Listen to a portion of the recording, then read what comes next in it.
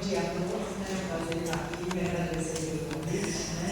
E eu queria falar só um pouquinho antes, que eu mudei um pouquinho o tema, né? Porque eu achei assim que eu perguntei o público e tudo, né?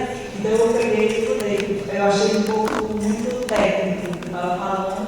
Aí eu fiz um pouquinho diferente, mas vou falar também sobre a remoção dos disruptores endócrinos, mas de uma forma bem light, bem tranquila, mas uma noçãozinha bem grande, ok?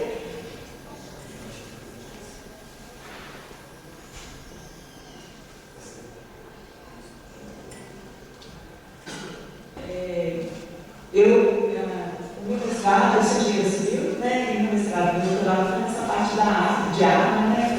Que eu gostei, achei interessante. E foi uma oportunidade, né? Pode passar. E assim, antes de começar, eu sempre peço para a gente fazer algumas reflexões, né? Simples, que às vezes a gente deixa de fazer no dia a dia. Entre elas, né? Qual a importância de ter água com qualidade e quantidade elevada? Porque muitas vezes a gente tem água com qualidade, mas a gente não tem com a quantidade suficiente, né? E isso é um problema, que a gente vai comentar aqui um pouquinho, ok? Outra coisa, quanto você gasta de água na sua casa? Todo mundo tem noção de quanto que gasta de água na casa? Né? É 10 litros, 50, 150, quantos litros nós gastamos, né? Então é uma pergunta que eu deixei lá para a gente comentar daqui a pouquinho. Outra coisa, você economizar água, né? Porque hoje a gente tem um discurso, né? Muito do meio ambiente, coisas assim, mas o que eu, como pessoa, faço no meu dia a dia, né? Que eu posso realmente contribuir, né? Uma formiguinha não faz nada, mas várias formiguinhas podem fazer alguma coisa, né? A gente vê aí como é que elas trabalham em equipe. E outra coisa é de onde a água que você consome, de onde ela vem, como é que ela está, né? Quais são as suas características. E por último, né? Qual que é o percentual de água no planeta, né? De água doce no planeta, né? Porque a gente vê aí, né, o Brasil, um país que tem muita água, todo mundo fala, né? Mas quanto? Será que a gente tem aqueles lugares certos, né? Então a gente vai comentar um pouquinho aí. Então, o que eu queria começar falando é que nós temos aí 97% da água do planeta, ela é salgada, o restante 3% é de água doce. Esses 97%, na verdade, isso é um valor aproximado que a gente teve aí para estar tendo, né, das geleiras, né, que acaba que a gente tem um percentual de água doce maior e que a gente não tem esse dado hoje tão certinho mais, né, esses dados já são um pouquinho, já estão um pouquinho, vamos dizer assim, velhos, entre aspas, né, e só para falar, desses 3%, nós temos aí que aproximadamente, né, 68%, 70%, nós temos aí entre geleiras, né, nós temos entre geleiras, e nós temos aí 0,9 e outras, e claro, né, a água superficial de rio, né, dos nossos lagos, principalmente 0,3. Então, olha só, de 3, nós temos 0,3 de água superficial. Né? Então, a gente tem água, que são doces, né? Que a água salgada, ninguém bebe água salgada, né? Nem água salobra é levada também, porque a gente sabe que quem tem pressão arterial, sal faz mal, né? E aí a gente tem que refletir. Ok, vamos lá. José Bernardinho já. Aí, outra coisa, né, com relação a esses 3%, a gente vê que a maior parte, né, fica aí como água doce, são as letras, né? E nós temos 2% aí de e o restante aí nós temos aí em pâmpanos, ok? Vamos lá? Pode passar, obrigada. E aí eu vou sempre mostrar isso, né, nas minhas aulas, porque a gente fala que a gente tem água, mas olha o que acontece, olha, onde a gente tem o maior percentual da população, né, no caso aqui, né, no Sudeste, nós temos somente 6,7% da água. Então nós temos água, temos, mas olha lá, onde nós temos, né, 7% da população, nós temos aí 65% da nossa água.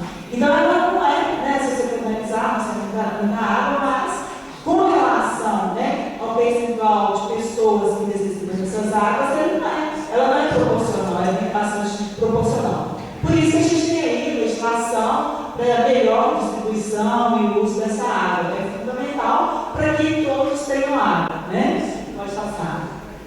E só falando um pouquinho também, para entrar em detalhes, né, que quando a gente tem água, a gente pensa, doença de veiculação infecção hídrica. Todo mundo pensa, doença de verificação de diarreia, todo mundo sabe, diarreia, né? Hepatite, amebiase, mas a gente tem doenças por falta de higiene, por falta de água, né? Então, não adianta você ter água com qualidade se você não tem quantidade suficiente para você fazer sua higiene, né? Então, a tracoma, por exemplo, não sei se vocês conhecem, uma doença é uma infecção nos olhos. Se você não higienizar bem os seus olhos, não tiver água suficiente, e você pode vir a ficar cego, né? Por motivo, né, que já está relacionado a fezes de piolho, né? Falta de higiene também.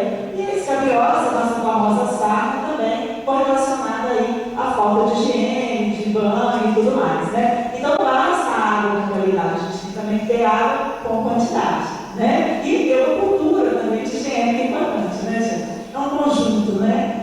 E por último, nós temos também as doenças causadas por vetores que têm o seu ciclo na água, como a dengue, citosomose, a malária, que é um dos grandes problemas, né? Chikungunya, né? Que está relacionado aí com o ciclo da dengue.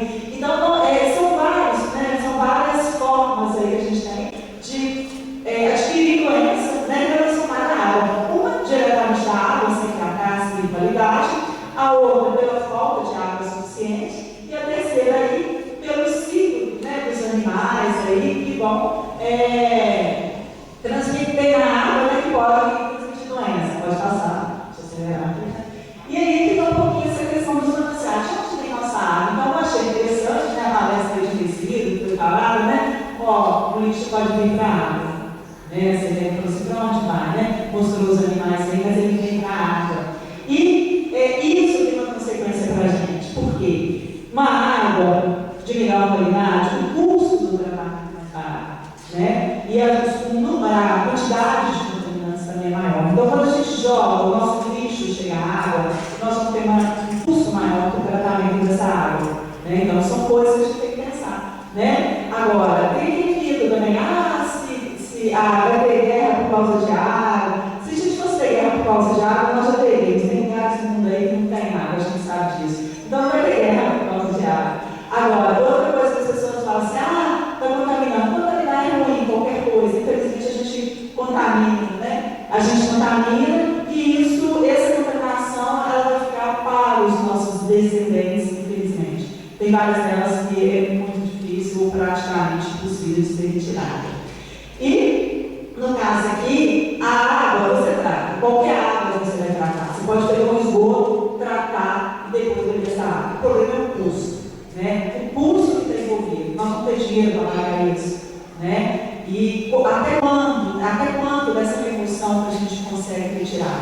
E na prática, a gente não consegue retirar tudo, né? Que a gente vai falar aqui do padrão de qualidade da água da gente, lá permite que tenha algumas concentrações baixas, e algumas dessas concentrações baixas, elas podem trazer prejuízos enormes à nossa saúde. Vamos lá, pode passar.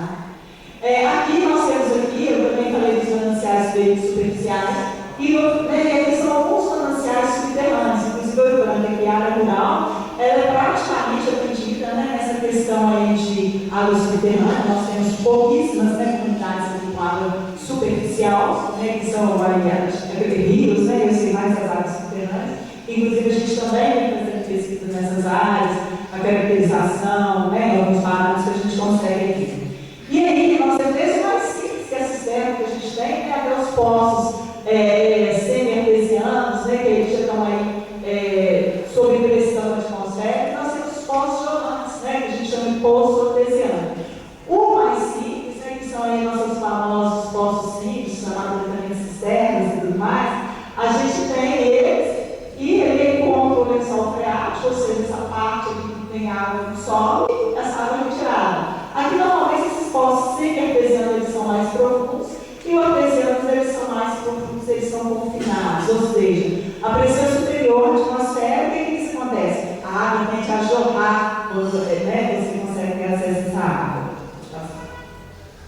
E como a gente sabe da qualidade da água? A gente sabe por meio de parâmetros físicos, químicos e biológicos. E nós temos vários. Aqui eu mostrei, né, uma placa técnica aqui mostrando, né, bactérias, né, o pH, que é o parâmetro biológico, no caso aqui, as bactérias. Nós temos aqui o pH, né, que é mostra aqui que a gente toma suco de limão, bem ácido, não reclamamos, amamos, verdade. Mas a água ela tem limite, né? De acordo com a portaria atual, né? 888 de 2021, né? Aí nós temos aí também a cor na água, né? A cor, muitas vezes a água tem boa qualidade, mas tem uma cor, mas quem gosta de beber água colorida? Ninguém, né? Então ela é muitas vezes rejeitada, embora em termos de parâmetros biológicos eles tenham qualidade, mas a gente sabe que a gente rejeita naturalmente isso. Pode passar. Vamos lá que eu tenho que acelerar, que eu falo muito. Olha só, a gente tem outros parâmetros aqui, né? Os químicos, né? E os químicos nós temos aí as bactérias, que a gente falou, nós temos as cianofílicas, né? Que a gente não classifica em dúvidas, se classifica como algas ou como bactérias, né? E por último, a gente vai falar um pouquinho sobre esses micropoluentes orgânicos aqui. Pode passar. E o que seria isso?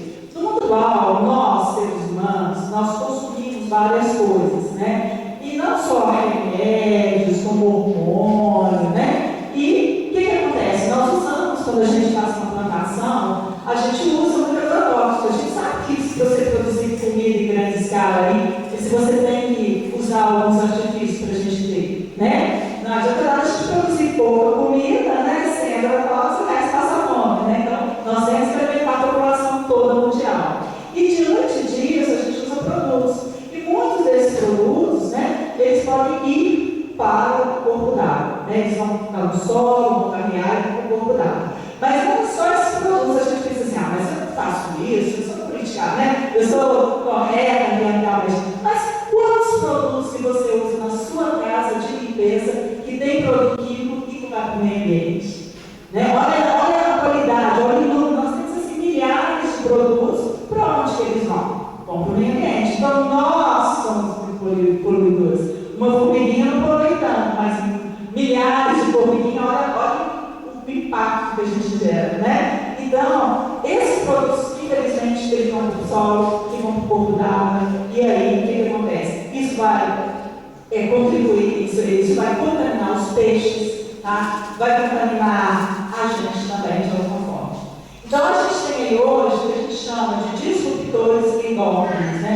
E o que seriam isso? Seriam esses microcontaminantes, né? Que às vezes ele em si, tipo um detergente, ele tem mais substância química dele. Mas o detergente que a gente usa, ele tem essa substância, mas quando ele vai se degradando no esgoto, aí piora, a contaminação fica maior, porque o subproduto que ele gera durante essa degradação, ele pode ser mais contaminante do que o próprio produto. E isso é um problema para a gente.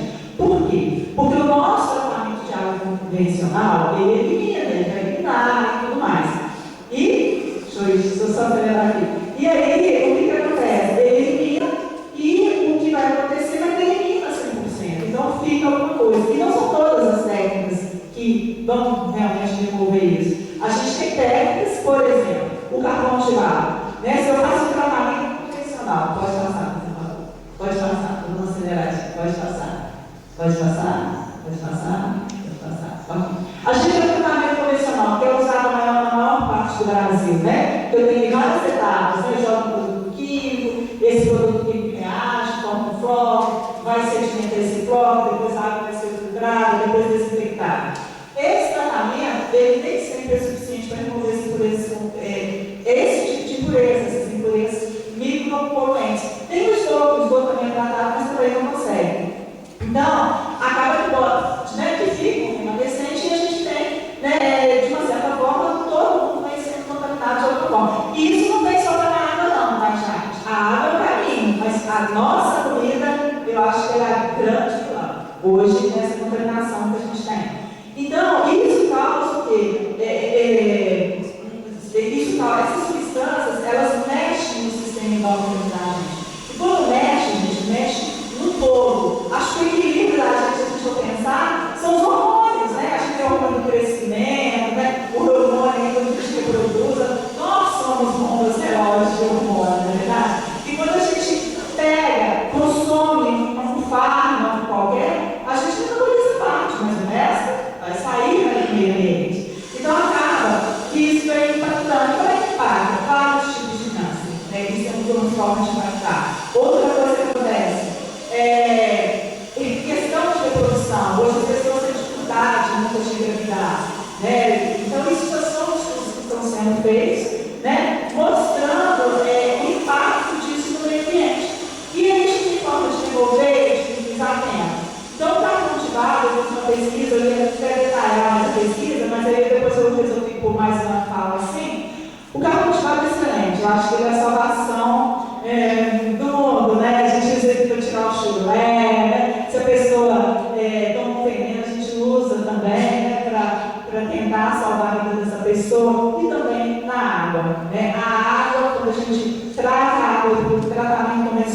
convencional. Depois a gente usa o carbono ativado para fazer esse polimento aí. Isso aí realmente você consegue retirar esses microcontaminantes.